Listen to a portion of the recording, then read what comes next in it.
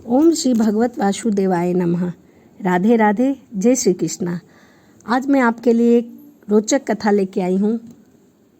श्री कृष्ण की ऐसी कृपा, जो भी भक्त श्री कृष्ण के शरण में चला जाता है, अपना सब कुछ श्री कृष्ण को समर्पित कर देता है, श्री कृष्ण की उन पर ऐसी अनुकृपा होती है। इसी तरह निस्वार्थ आप भी श्री कृष्ण को सब कुछ समर्पित कर दीजिए, फिर देखिए उनकी कृपा की कैसी बरसात होती है। इसी के ऊपर मैं आज आपके लिए एक कथा लेकर आई हूँ, एक कहानी लेकर आई हूँ। तो चलिए कथा को शुरू करते हैं और सुनते हैं। कमल नारायण नाम का एक व्यक्ति था। वह कपड़े का बहुत बड़ा व्यापारी था। वह ठाकुर जी का बहुत बड़ा भक्त था। भक्त होने के साथ साथ बहुत ही दयालु प्रवृत्ति का था। वह जिस दिन मंदिर में भी जाता, दिल खोल कर दान किया करता था। अस्पतालों में दान करता, गरीब कन्याओं की शादी करवाता। इस तरह वह बहुत ही पुण्य का कार्य किया करता था। उसको अलग अलग शहरों में जाना पड़ता। घर में तो ठाकुर जी की ही वह परिवार सहित बहुत सेवा करता था, लेकिन कभी व्यापार के लिए वह बाहर जाता तो वह जिस नगर में रहता, उस नगर में किसी न किसी मंदिर को ढूंढ लेता था। उसको व्यापार करने में कम से कम 1 महीना लगता था। 1 महीना वो एक ही जगह पर रहा करता था, इसीलिए वह अपना नियम पूरा करने के लिए वहाँ कोई ना कोई मंदिर ढूंढ लिया करता था और वहाँ पर ठाकुर जी की खूब सेवा किया करता था। उस मंदिर में खूब दान देता। जितने भी भिखारी उस मंदिर में होते, जितने भी वहाँ आने जाने वाले लोग को दिन भर कंबल दिया करता था और किसी भी दिन बर्तन और कभी खाने की कोई चीज़ बांटा करता था। भिखारी उसको बहुत सारा आशीर्वाद देते। ठाकुर जी के साथ उसको गरीबों का भी आशीर्वाद मिलता रहता था। वह दिल खोल कर दान दिया करता था, लेकिन उसको एक पैसे का बहुत ही घमंड था। एक दिन ऐसे ही वह धर्मपुर नगर में व्यापार करने के लिए गया, तो वहाँ उसको 2 महीने के लिए वहीं पर रुकना पड़ा। वहाँ पर ठाकुर जी का एक बहुत ही बड़ा भव्य सुंदर सा मंदिर था, जिसकी कीर्ति दूर दूर तक फैली हुई थी। और कमल नारायण की ऐसी किस्मत कि उसको उस मंदिर में जाने का मौका मिला। उस मंदिर की सुंदरता और भव्यता को देखकर कमल नारायण मंत्रमुग्ध हो गया। और वहाँ पर किशोरी जी और ठाकुर जी की बैठी हुई प्रतिमा थी। वह प्रतिमा ऐसी थी जैसे साक्षात ठाकुर जी और किशोरी जी एक साथ आमने सामने बैठे हैं और अपने भक्तों को आशीर्वाद दे रहे हैं। दूर दूर से लोग उस मंदिर के दर्शन करने आया करते थे। कमल नारायण अपने आप को भाग्यशाली मानता था, जो कि उसको इस मंदिर के दर्शन प्राप्त हुए, इस मंदिर में आने का मौका मिला। वह अब हर रोज़ आने लगा। आते जाते वह मंदिर की हर सीढ़ी पर जो भी भिखारी बैठा था, उसको रोज़ कुछ न कुछ दान दिया करता था। पर मंदिर की आखिरी सीढ़ी पर एक भिखारी बाबा बैठे थे और वह हमेशा कोई न कोई अपनी मधुर आवाज़ से आंखें बंद करके अपने हाथ में डफली लेकर बहुत ही सुंदर भजन गाया करते थे। उनका एक बहुत ही सुंदर भजन था, मनमोहन तुझे रिझाऊं, तुझे नित नए लाड लड़ाऊं, बिठा के तुझे नैनों में, छिपा के तुझे नैनन में, ऐसे ही आंखें बंद करके। यह भजन वह प्रतिदिन वहीं बैठकर गाया करते थे और साथ साथ में आंखों से आंसू बहते रहते थे।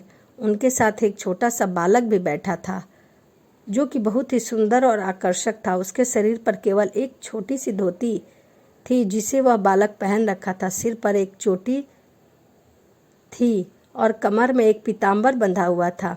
दिखने में वह भिखारी का बेटा नहीं लगता था, लेकिन वो हमेशा उस भिखारी की ही गोद में बैठा रहता था।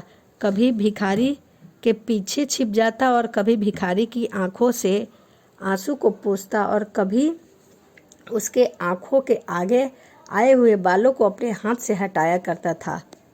भिखारी मंदिर की आखिरी सीढ़ी पर बैठा था। उसके साथ ही एक पत्थर का बेंच लगा होता था। कमल नारायण वहां जाकर हमेशा बैठ जाता और उस भिखारी बाबा का भजन सुनकर मंत्रमुग्ध हो जाता था। वह हमेशा भिखारी बाबा और उसके साथ बैठे बच्चों को हमेशा 2 चीज़ें देता था, चाहे कंबल चाहे पैसे हो। लेकिन जब भी वह उस बच्चे को अपने पास बुलाता तो बच्चा भिखारी बाबा के पीछे छिप जाता और मंद मंद मुस्कुराता। अब कमल नारायण को आए लगभग 2 महीने होने वाले थे।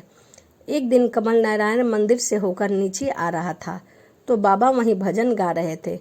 मनमोहन तुझे रिझाऊं, तुझे नित नैन लाड़ लड़ाऊं, बिठा के तुझे नैनन में, छुपा के तुझे नैनन में मैं। तो कमल नारायण ने देखा कि वह भिखारी की आंखों से लगातार आंसू बह रहा था और वह छोटा सा बालक उनकी गोद में बैठकर उनके आंसू को पोंछ रहा था, उनसे लाड़ लड़ा रहा था। तो जब उनका भजन खत्म हुआ तो कमल नारायण बाबा को बोले, बाबा आप बहुत ही अच्छा भजन गाते हैं, मुझे आपका भजन बहुत अच्छा लगता है, अब मुझे हमेशा याद रहेंगे। तो बाबा जी एकदम से कमल नारायण की तरफ देखकर बोले कि सेठ जी आप कौन हो? तो सेठ जी ने कहा, मुझे तो यहाँ आते जाते लगभग 2 महीने हो गए, तुम्हें नहीं पता? तो हर रोज़ आकर मैं मंदिर में तुम्हें 2 चीज़ें देकर जाता हूँ, एक तुम्हारे लिए कंबल, साथ में पैसे, तुम्हारे साथ जो बालक होता है उसके लिए। तो वह बोला, हाँ मेरी गोद में 2 चीज़ें तो पड़ी होती हैं, लेकिन मैं हमेशा हैरान रहता था कि मैं तो अकेला हूँ, लेकिन यह 2 चीज़ें कौन रख जाता है मेरी गोद में? तो कमल बोला, एक तो तुम्हारे लिए होती है, एक जो तुम्हारे साथ बालक होता है उनके लिए होती है। वह हंसता हुआ बोला, दुनिया में मैं अकेला हूँ, मेरा कोई नहीं है, बालक कहाँ से आया? तो कमल नारायण हैरान होकर बोला, नहीं मैंने खुद देखा है, एक छोटा सा 6 साल का बालक धोती पहने हुए, बहुत ही सुंदर चेहरा वाला, कमर पर पीला पटका बांधकर कभी तुम्हारे आंसू पोंछता है, कभी सीढ़ियों के ऊपर बैठकर तुम्हारे बालों को हटाता है और कभी वह सीढ़ियों से नीचे उतरता है, कभी वह तुम्हारे पीछे बैठ जाता है, कभी वह तुम्हारे गोद में बैठता है और जब मैं उसे बुलाता हूँ तुम्हारे पीछे छिपकर, बाबा वह हैरानी से सभी बातों को सुनता है। बाबा बोले कि तुम झूठ बोल रहे हो। कमल नारायण ने कहा, नहीं मुझे सौगंध है, मैं सच कह रहा हूँ, इसीलिए मैं हमेशा तुम्हें 2 चीज़ देकर जाता हूँ, एक तुम्हारे लिए और एक तुम्हारे बालक के लिए। यह सब बातें सुनकर बाबा एकदम से उछल कर खड़े हो गए और उन्होंने एक झोला सा पहना हुआ था और वह खुशी से ज़ोर ज़ोर से झूमने लगे। अरे मेरे कान्हा मुझे रोज़ मिलने आते थे, अब तो मैं निहाल हो गया और भागा भागा मंदिर की सीढ़ियों पर चढ़ने लगा। अरे कान्हा क्या तुम मुझे मिलने आते थे? अरे लाला क्या तू मेरे आंसू पोंछता था? अरे ओ मुरली मनोहर मेरा भजन सुनने के लिए तू मेरे पास आता था। कमल नारायण हैरान हो गया कि इसे क्या हो गया है, लेकिन वह बाबा तो झरझर आंसू बहता हुआ मंदिर की सीढ़ियों को चढ़ता जा रहा था। उसके आंसू के गिरने से सीढ़ियों में फिसलन हो जाती और 1, 2, 3 सीढ़ियाँ नीचे भी गिर गया, लेकिन उसको कोई होश नहीं था। वह तो बस हाथ फैलाए हुए कान्हा की तरफ, ठाकुर जी की तरफ, किशोरी की तरफ देखता जा रहा था और भागता जा रहा था और खुशी से पागल होता जा रहा था कि मेरे कान्हा रोज़ मेरा भजन सुनने आते हैं। और वह भागता हुआ मंदिर में जा पहुंचा और पुजारी जी ने उसको नहीं रोका और सीधा जाकर वह मंदिर के गर्भगृह में पहुंचकर ठाकुर जी के बैठी हुई प्रतिमा के पास जाकर ठाकुर जी के गोद में जाकर अपना सर रख दिया और आंसू बहाता हुआ बोला, ठाकुर जी आप तो हमेशा मेरी गोद में आकर खेलते थे, आज मेरा सौभाग्य देखो कि आज मैं आपके सर में गोद रखकर सोया हूँ। ऐसा कहते कहते उसकी आंखें खुली की खुली रह गई। ठाकुर जी ने उसको अपने धाम बुला लिया। कमल नारायण भागा भागा ऊपर आया तो उसने देखा कि बाबा तो ठाकुर जी की गोद में बैठकर हमेशा के लिए उनके धाम पहुँच गए। तो पुजारी जी ने कमल नारायण से पूछा, बाबा को ऐसा क्या हुआ जो कि यह इतना विचलित हो उठे और खुशी के मारे यह ठाकुर जी के पास आ गए। तो कमल नारायण ने उनको सारी बात बताई कि किस तरह से ठाकुर जी खुद उनका भजन सुनने के लिए उनके पास आया करते थे, उनकी गोदी में बैठते थे। ये कमल नारायण के पुण्य कर्म का फल था जो कि बालक बनकर ठाकुर जी केवल उन्हीं को नजर आए। पुजारी लोग हैरान हो गए, सब लोग जो मंदिर में आए हुए थे वह सब लोग हैरान हो गए और ठाकुर जी की और बाबा की जय जयकार करने लगे। पुजारी जी तो अपने आप को कोसने लगे कि हम लोग रोज़ ठाकुर जी की सेवा करते, हमें तो ऐसा सौभाग्य प्राप्त नहीं हुआ। और एक भिखारी जो कि सच्चे मन से ठाकुर जी को पुकारता था, ठाकुर जी रोज़ उनके पास आते थे, उनसे मिलते थे।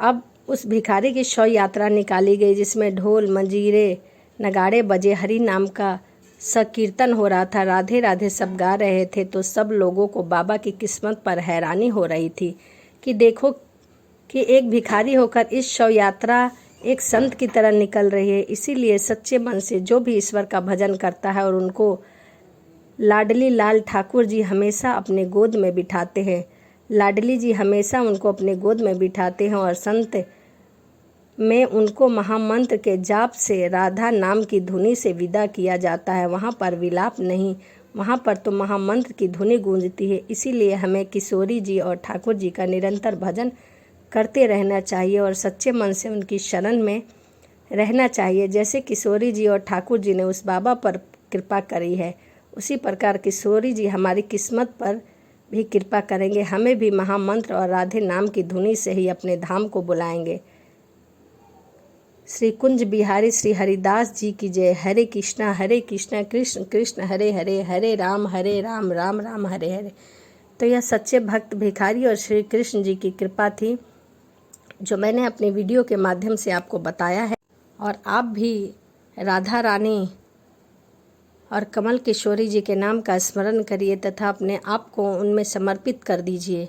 तो चलिए इसी के साथ वीडियो को समाप्त करते हैं और मिलते हैं अगली वीडियो में एक नई कहानी के साथ। तो चलिए, राधे राधे, जय श्रीमन नारायण, हरे कृष्णा।